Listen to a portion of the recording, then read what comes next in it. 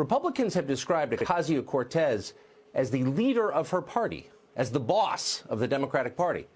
And there's a reason that they're saying that, because she is. And she said so herself in an interview on Friday. Watch this. Oh, it's unrealistic. Oh, it's vague. Oh, it doesn't address this little minute thing. And I'm like, you try. You do it. Right. Because you're not.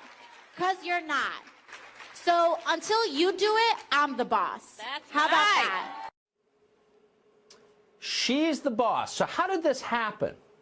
Well, for the last 2 years, Democrats have been very distracted. They have spent all of their time hating Donald Trump and none of their time thinking about what they would do if they ever took charge, as he just did of the Congress last November. So they arrive in Washington in January, and they have no idea what to do. Lucky for them, someone had a plan. She was a 29-year-old bartender from the Bronx, and she showed up with a brand new Democratic platform already written. She imposed it on her party. It's called the Green New Deal. And in less than 2 months, she has basically convinced the entire leadership of the Democratic Party to buy into this plan, to ratify it. It's a perfect plan. It would shut down the entire American economy except for the hedge funds that fund Democratic campaigns. Absolutely perfect.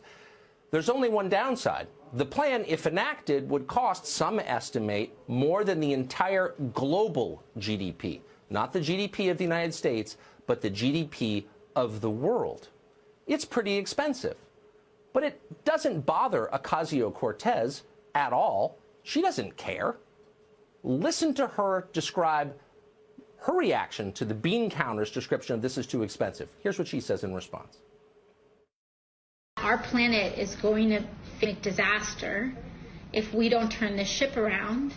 And so it's basically like there's scientific consensus that the lives of children are going to be very difficult. And it does lead, I think, young people to have a legitimate question. You know, is it okay to still have children? Is it okay to still have children? Well, I don't know, Alexandria. Can we? You're the boss now. If you say we can't reproduce the species, of course we won't. It's your call. My gosh. It's a measure of how cowardly and passive everyone's become all of a sudden that a chorus of right-thinking Democrats hasn't told this idiotic windbag to be quiet and take a seat. Don't talk until you learn something. But, of course, nobody's done that. They're all too afraid of her. What you're watching isn't politics. It's a children's crusade, an army of tiny combatants marching off in oversized clothes into an unknown, puffed up with ignorant self-righteousness.